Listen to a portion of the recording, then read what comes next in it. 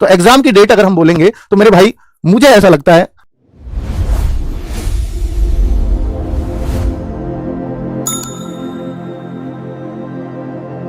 कि जब मार्च में आपका एसआई का है और 25 26 देखो 14 15 मार्च का एसआई का हो गया, ये मार्च यूपीएसआई, और 25 26 27 अप्रैल का आपका होमगार्ड का हो गया। तो ये जो पेपर है ये कौन करा रहा है? भर्ती बोर्ड ही। तो भर्ती बोर्ड को ही सारी व्यवस्थाएं देखनी है। तो यूपी कांस्टेबल का इन सबसे बड़ा एग्जाम होना है। आप कहो कि सर इनके बीच में नहीं कराया जा सकता, बीच में फिर होमगार्ड का क्यों नहीं जल्दी करा लिया था? कुछ तो रीजन रहे होंगे बीच में। तो ऐसा नहीं है कि बीच में एक बड़े एग्जाम को लाया जा सकता है, नहीं, उसके चांस नहीं लगते। अब जो चांस लगता है कि वो मई जून का भी लगता है, और मई जून से भी हो सकता है और आगे इसलिए चला जाए क्योंकि ग्राम पंचायतों के इलेक्शन होने हैं इस साल, और वो मई जून की ही संभावना जताई जा रही है। अगर वो हो गए तो स्कूल्स सब बुक होते हैं उसमें, आपको मालूम होगा। तो वहां उन डेट्स को बचाना होगा, और वो अलग अलग डेट्स में होते हैं सबके। तो उनको जब मई जून, इसलिए 2 महीने की बात कर रहा हूं मैं, उतने टाइम तक वो चलते हैं जिला पंचायतों के इलेक्शन, ग्राम पंचायतों के इलेक्शन, तो वो डिस्टर्ब करेगा। तो अगर वो मई जून हुए तो हो सकता है फिर आपको एग्जाम जुलाई में देखने को मिले, ये भी चांसेस हैं, ठीक है। लेकिन ये भी टारगेट है कि इस भर्ती को एक ही साल में कंप्लीट करना है, दिसंबर 2026 तक ये भर्ती कंप्लीट हो, ये टारगेट में भर्ती बोर्ड के में। और ऐसा हर भर्ती का टारगेट लिया हुआ उन्होंने कि फॉर्म निकलने से लेकर के अंत तक 1 साल में अंदर अंदर कंप्लीट करानी है। तो अब ये देखो कि भाई कोशिश भर्ती बोर्ड की जल्दी की रहेगी, लेकिन मई जून से पहले कोई संभावना नहीं दिखती। मई जून से भी लेट इसलिए हो जाएगा अगर ग्राम पंचायतों के इलेक्शन उन्हीं महीनों में आ गए तो, ठीक है। तो ये दिमाग में हम रखेंगे कि अप्रैल तक नहीं होना एग्जाम। चलो, तो अभी हमारे पास, हम मान ले कि भाई 4-5 महीने का समय आराम से मिल जाएगा। तो अब हम हर सब्जेक्ट वाइज अपनी स्ट्रेटजीज अगर डिस्कस करें तो मेरे भाई मैथ्स में, मैथ्स यहां पर अगर मैं बोलूं तो 18 से 20 ही क्वेश्चन आते हैं बस, क्योंकि सिलेबस अगर मैथ का पढ़ोगे तो उसमें रीजनिंग का पार्ट भी है, आधा आधा हो जाता है, रीजनिंग आधा और आधा मैथ। सिलेबस ही ऐसे पार्ट करके क्या और क्या बना के दे रखा है। तो जैसे 38 क्वेश्चन आते हैं तो 38 क्वेश्चन में से आधा मैथ आधा रीजनिंग, तो इसलिए मैंने 18-20 लिखा है। कभी 19 भी होता है, कभी 20 भी होता है, कभी 22 भी हो जाता है, किसी किसी पेपर में 22 भी हुआ था इसमें इस बार, ठीक है। और ये जो रीजनिंग है ये अपना पार्ट तो है ही इसका 37 क्वेश्चन का, 38 और 37 क्वेश्चन के पार्ट होते हैं ना, तो यहां 37 क्वेश्चन रीजनिंग के होते ही है, प्लस 19 क्वेश्चन ऊपर आ जाते हैं, तो ये 55-56 क्वेश्चन की बन जाती है। इस तरह का यूपी पुलिस का कुछ सिलेबस है, और ये आपको मालूम है कि 38 क्वेश्चन इसमें आएंगे और इसमें 37 क्वेश्चन आएंगे, ये क्लियर है। तो अगर हम मैथ्स को देखें तो इसका वेटेज काफी कम है, और जो हम मुश्किल क्वेश्चनों पे जाएं तो मुश्किल से इन 20 में से वो 2-3 प्रश्न मिलते हैं, इससे ज्यादा नहीं मिलते।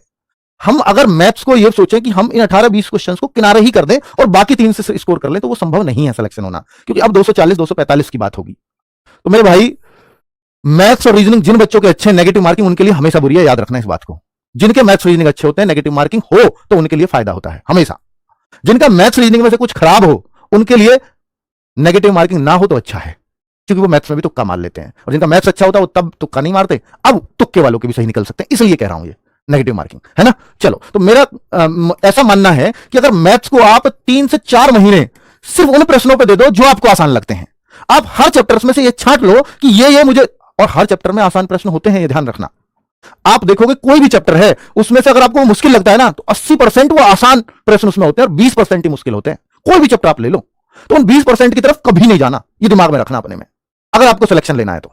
और मैथ्स कमजोर है तब कहता हूं ये बात। तो मेरे भाई आपको मैथ्स में ये मान लेना है कि मुझे गिनती के 15-20 सवाल करने हैं इस चैप्टर में, और उन्हीं को करना है बार बार। और एक एक चैप्टर में 20-20 तरह की टाइप है, आपको लगता है कि ये 4 तो मुझे कभी समझ ही नहीं आएंगी, तो उन 4 को हमेशा के लिए छोड़ दो। आपको हमेशा वही डिस्टर्ब करता है बस, क्योंकि आप उनके पीछे पड़े रहते हो, आपको लगता है कि यही एग्जाम में आ गया, तो इस वजह से आप मैथ्स कभी अच्छा नहीं कर पाते।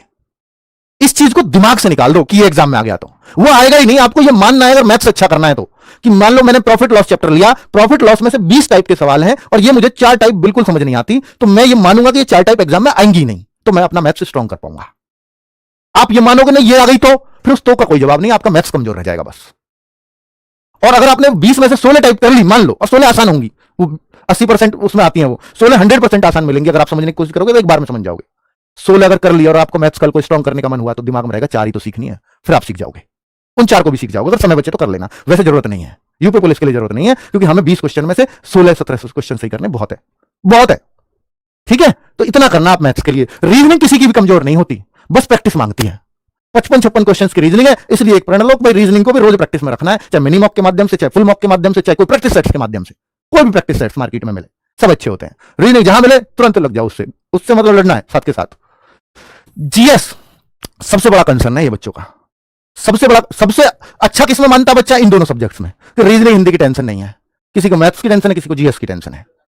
मैथ्स की थोड़ी सी कम इसलिए भी ले लेता है कि वहां 20 नंबर का है, पर 20 में से 15 सबको सही करने हैं, तभी सिलेक्शन होगा।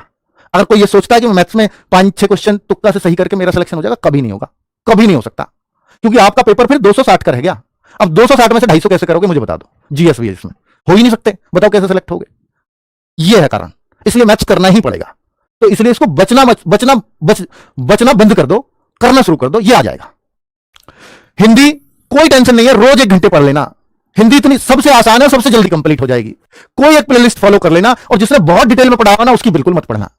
हिंदी की जरूरत ही नहीं है कभी डिटेल में पढ़ने की यूपी पुलिस के लिए। उठाओ कांस्टेबल के पेपर 60,000 का उठा लो, 49,000 का उठा लो, या मैं कहूं कि वो 41,000 का उठा लो, जितने भी पेपर हुए सब उठा लो, कुछ भी गहराई से नहीं पूछा गया, कुछ भी। री एग्जाम उठा लो, उससे पहले जो एग्जाम कैंसिल हुआ उसको उठा लो। हिंदी में जो पढ़ा लिखा है, बहुत मेहनत करके गया है, वो भी 37 में से 35-34 करके आता है, ज्यादा से ज्यादा 37 कर देगा, 36-37 कर देगा। और जो नॉर्मल चीजों को भी पढ़ करके गया है, हर चैप्टर का आइडिया लेके गया है, और कुछ चीजों को बहुत ठीक से पढ़ करके गया है, बहुत गहराई से कभी नहीं पढ़ा, वो बच्चा भी, मैंने लास्ट में बच्चों को ये कहते कहते देखा है, सर आपकी 20 क्लास करी थी बस वो यूपी पुलिस के लिए, और वो भी फिर 40-40 मिनट की, उनसे पूरे 35 क्वेश्चन सही हुए, 36 क्वेश्चन सही हुए। ऐसे लास्ट में बच्चे को सिर्फ वही चीजें रहती है कि लिमिटेड पढ़ लो बस। तो इसलिए डिटेल पढ़ने की आवश्यकता ही नहीं है हिंदी को, ये दिमाग में रखना हमेशा। और जिसने पढ़ी वो फिर अपना बहुत टाइम इधर दे रहा है, कभी हिंदी मुश्किल नहीं आती, चाहे एसआई का उठा लो, ठीक है। अब मैं जीएस की बात कर रहा हूं, क्योंकि टॉपिक डिफाइन है, उन्हीं टॉपिक से प्रश्न आने, नॉर्मल से प्रश्न होते हैं। अब जीएस के लिए क्या है, जीएस में बच्चा 20, 22, 23, 24 तक अटकता है। उसका कारण है कि यहां पर 18 से 20 टॉपिक्स हैं जो थोड़ा सा बच्चों को हटके पूछे जाते हैं। तो दोस्तों, अगर आप अपनी तैयारी को बेहतर बनाना चाहते हैं तो ये मैथमेटिक्स की कंप्लीट मैथ की बुक है राहुल तेवतिया सर की, जो मैंने पहले ही काफ़ी समय पहले ही परचेज कर ली थी। इसमें सारे चैप्टर दिए हुए हैं एकदम बेसिक से, और काफ़ी प्रैक्टिस सेट भी दिए हुए हैं, और ये सभी जो भी कंपटीशन एग्ज़ाम है उन सभी के लिए उपयोग करता है, उपयोग में आने वाली है। तो दोस्तों, बिना संकोच किए इस बुक को ज़रूर परचेज कीजिएगा। तो दोस्तों, मिलते हैं नेक्स्ट वीडियो में। Thanks for watching video. Channel को सब्सक्राइब और वीडियो को लाइक कर दीजिएगा।